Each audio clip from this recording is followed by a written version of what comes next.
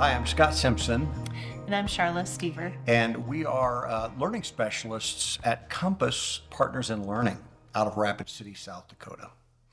We're also facilitators for the Center for Courage and Renewal, which was founded by Parker Palmer and a number of other educators. And we're going to be sharing with you something called the Circle of Trust, which comes out of the Center for Courage and Renewal. The circle of trust is really a way of being together. So often we need to have conversations or talk about things that maybe not everyone in the room is in agreement upon. And creating this space helps with that. It helps with learning. It helps with just getting us all to settle in and be able to talk about important things that maybe are not always easy to talk about.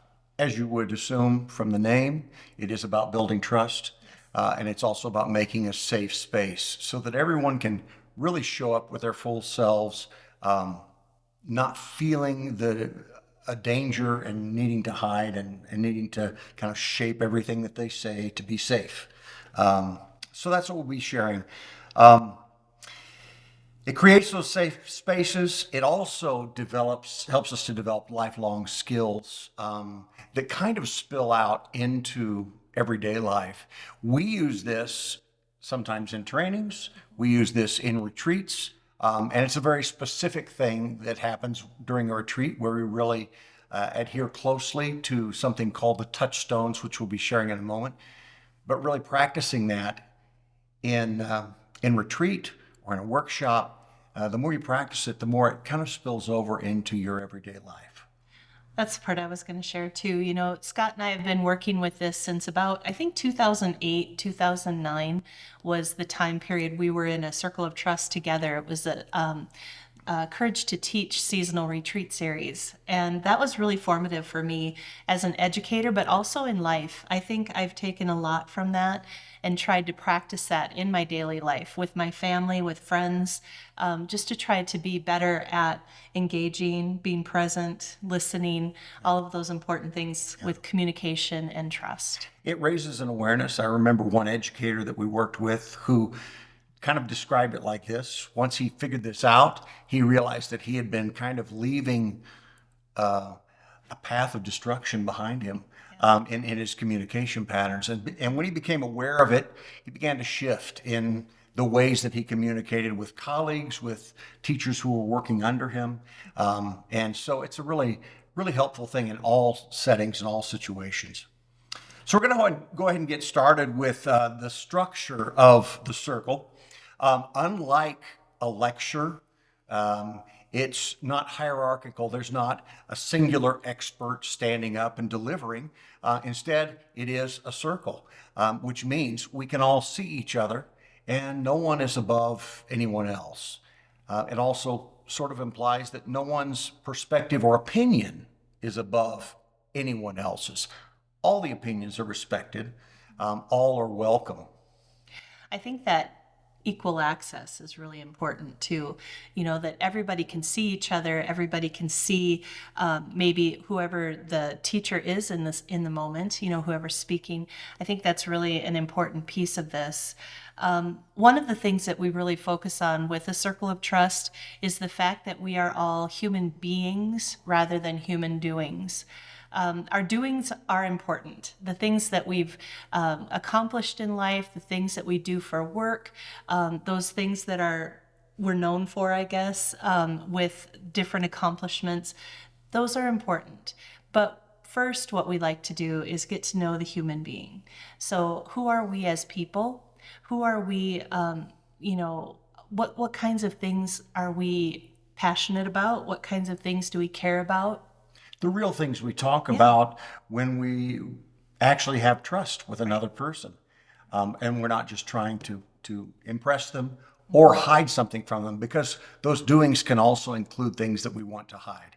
A failure that I've had, a time when I was fired, a thing I'm embarrassed about. When there's trust, I feel like I don't have to show those things, but I'm able to show them in the form of a story quite often, because that's really what happens in this circle.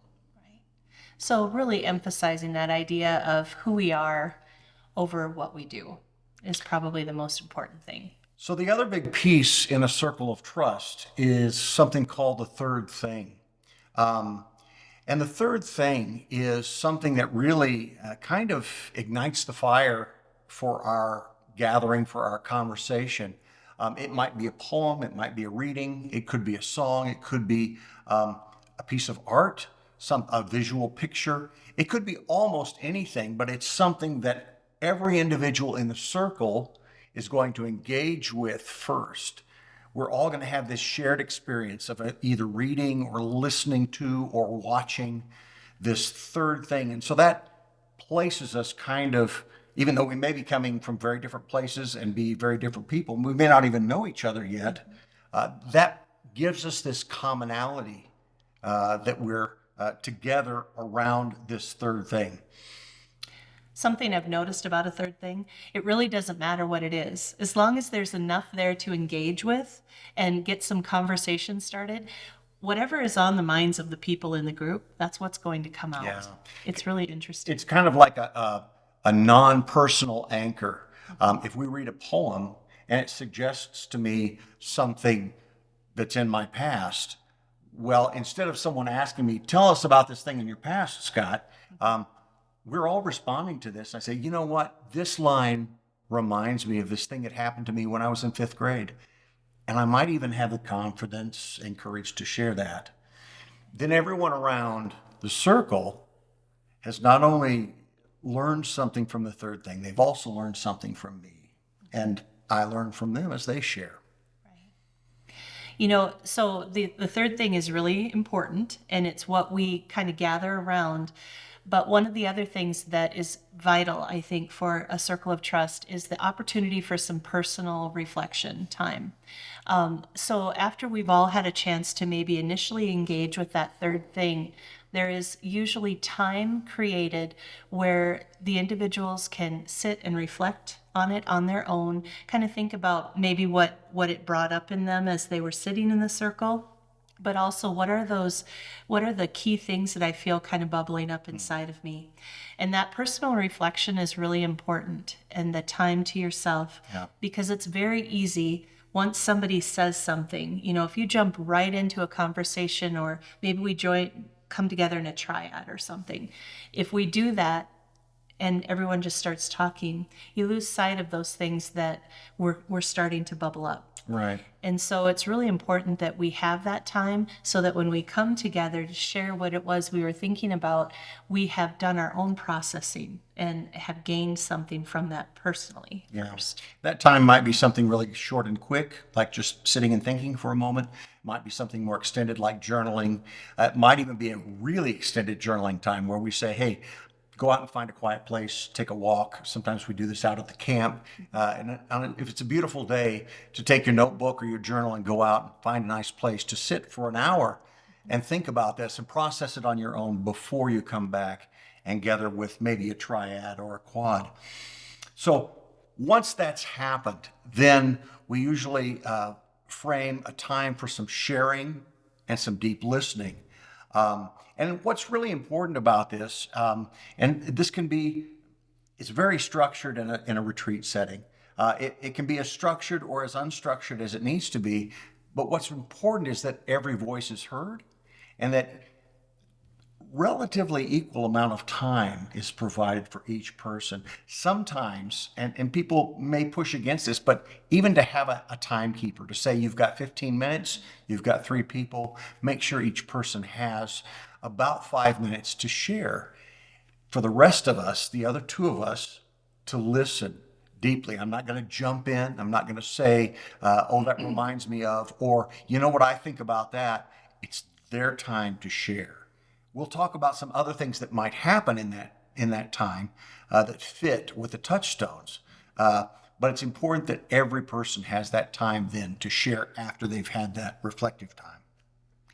One of the things that can happen during that opportunity that we have to share individually is once we've shared what our thoughts were, what our reflections were, a great way to respond to that is with a question. And we'll be getting more into what an open, honest question is, but helping the person think a little more deeply about what they have just spent some time on is a real gift. And so having opportunities to, rather than just engage in normal dialogue or conversation, to offer a question to the person so that they can think a little bit more about it. And maybe they want to answer it, or maybe they want to just hold that question for a while and think about it later. But that's a really valuable piece. And what helps me is my motivation. My motivation during a time when I'm asking an open, honest question is I really want to help this person think more about what they've just shared.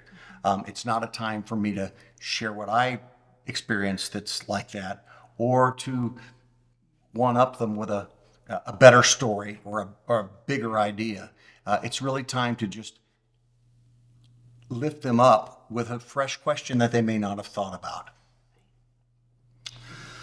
So let's get into the touchstones.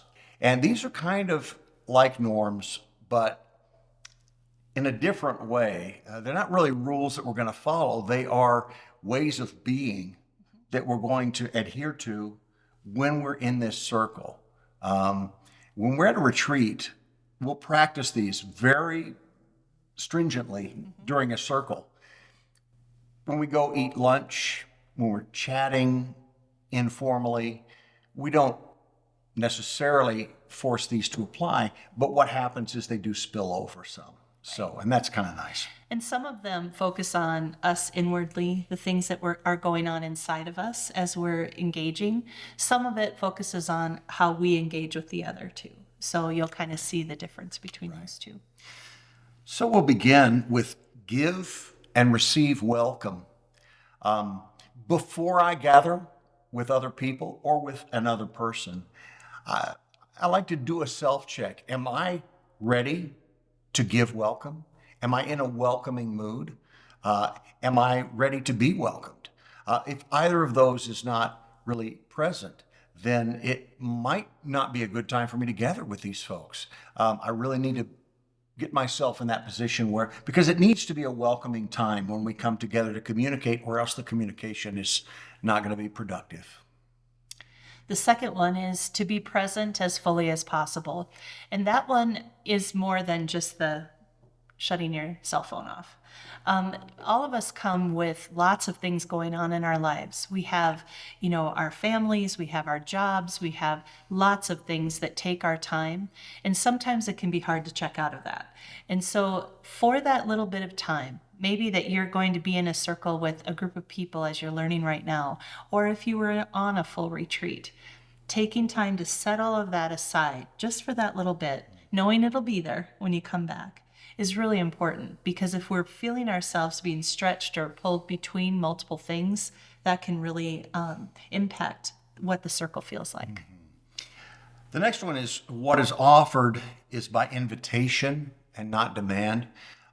This really changes the dynamic a lot. I know I've been in situations where, like we're going around the circle and everybody has to share something, and it's my turn, and I'm thinking, and all I'm thinking about is, oh, what am I going to share? Oh, what I have to share is not as good as that one. Oh no, what am I going to do? And this avoids all of that. Invitation feels different than demand. And if I know that I have an open invitation to share, but it's an open invitation to share whatever is best for me to share. There may be some things that I'm not ready to share. I may not be ready to share at all. Or there may be something that doesn't quite exactly fit with where we've started, but I feel the need to share it because it may take us in a new direction that's important.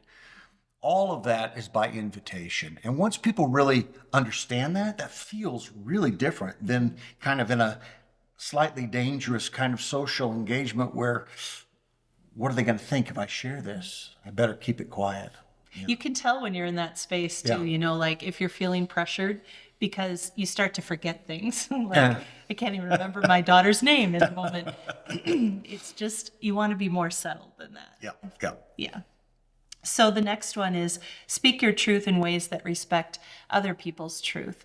And this is really important right now, I think, with our political environment. There are a lot of things that are pretty heated right now that are creating some division in our country and our communities, even in our families.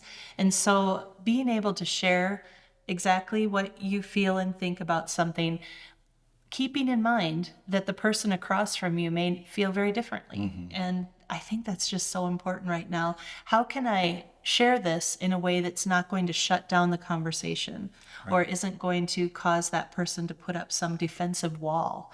Right. So that's a really important piece. Because, sometimes the decision we make just immediately is, I'm just not going to share it all.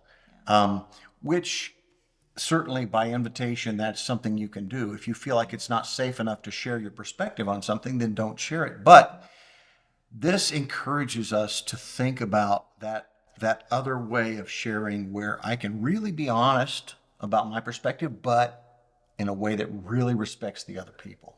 Because I'm aware of them and of their feelings, have a little bit of empathy. The next one is no fixing, saving, advising, or correcting. And probably all of us have known someone who was that advice giver. Every time you saw them coming around, they're going to have some big piece of advice. They're going to tell you your business. They're going to say, hey, here's what you ought to be doing. And we kind of flinch back from those people because, not because we don't ever want advice, but because uninvited advice is really tramples on me. And so really what this is about is if I go into an engagement with people in a circle or just in a conversation, if I'm feeling like it's my job to fix them or to correct them or to save them for some reason, that's probably not a good starting point. I could be doing some damage to them as I kind of force my views on them. We've all been with that person. Maybe we've been that person where somebody shares something that they're really struggling with, and we say, or that person says, you know what you need to do? That happened to me once. All you need to do is ... Right. And suddenly it's completely shut down. There's no more to say because you've answered it for them. And even when you feel like, well, it's kind of my job to lead this person or to advise this, like if you're a teacher or maybe a pastor or some other leadership position where you feel like it's your position to give someone advice or to fix something that's not working, to think about the other option rather than just coming in with that advice, just telling them what they ought to be doing is really important. And that other option is really what the next touchstone is about. Right. Which is to, instead of fixing, we want to offer some honest and open questions. And that's really kind of a skill set to develop, I think. Coming up with good questions that are not leading, they're not trying to manipulate, they're really designed as a gift to help the person think more deeply about whatever it is that they're working on. I can remember back with my own kids, my son in college trying to make a decision about his major or something, and calling me up and say, hey mom, do that thing where you ask me questions. Because their answers are from within, they're inside of them, and sometimes they just need a little boost to help them think about it, maybe in a different way, or knock them off the center, if they're stuck, trying to come up with a way to think about it that helps them. And so that's really a valuable skill. I find it to be something that when you enter into a really difficult situation, maybe tensions are kind of high, one of the things you can do is offer a question. Yeah. Right in that moment where somebody is just like, you can tell they're getting hot, to say, can you tell me more about that? Where did you come to that conclusion? Right. It can kind of diffuse some of that tension and anger. Absolutely. And speaking of when you feel yourself getting a little bit hot, that's what this next one's talking about. When the going gets rough, turn to wonder. If I sense in myself this anger growing, someone has said something and it hit a trigger in me, and I'm beginning to get angry. I'm ready to fight. I'm ready to argue, or I'm just ready to leave because I'm just fed up with it. Instead of doing any of that, I turn to wonder. Take a moment and wonder about two things. What has brought this person to this perspective? Because I haven't walked in their shoes. I don't know what they've experienced. There may be a very good reason why they see it this way. They may still be wrong, But this begins to open up that possibility of me having empathy and understanding why they see it that way. The other turning to wonder for me is I wonder why this impacts me at such a emotional level. Why am I getting angry about this? Is there some trauma or some experience that I haven't dealt with yet that causes me to get out of sorts when this topic comes up? And that's really part of the next one too, which is to attend to your own inner teacher, being aware of what's going on inside. That voice you hear, that sense you get, those feelings you have when you're around people are important. And we want to pay attention to that. If you're starting to feel, some uneasiness or something is just not sitting right, pay attention to that. Also pay attention when it's good, when you feel those aha moments coming on. Those are important as well. Although all of this is about communicating, it doesn't mean it's all about talking. The next one talks about trusting and learning from the silence. And that's something that some people have to really work to get used to in some of our retreats, that it's okay for things to get silent. That may mean that people are really doing some thinking, that we're not feeling the push to fill the space with noise. We can be quiet with each other. We can let that silence work, because a lot of times it's in silence when I really come to see something that I'm really thinking, that if there's just all kinds of noise, I can't even hear myself sometimes. Yeah. The next one, observe deep confidentiality. When we think about trust, I think this is really at the heart of that. Whatever we share in the circle is meant for that space and that time. And I think that's a practice that we could all work on, including when you're in the hallway at work or you're with a family talking on the sidewalk, after school. Whatever that is, that time and space that the conversation happened, keeping in mind that that's what it was intended for, and not taking it somewhere else and sharing it somewhere else unless there's a reason to, a good reason.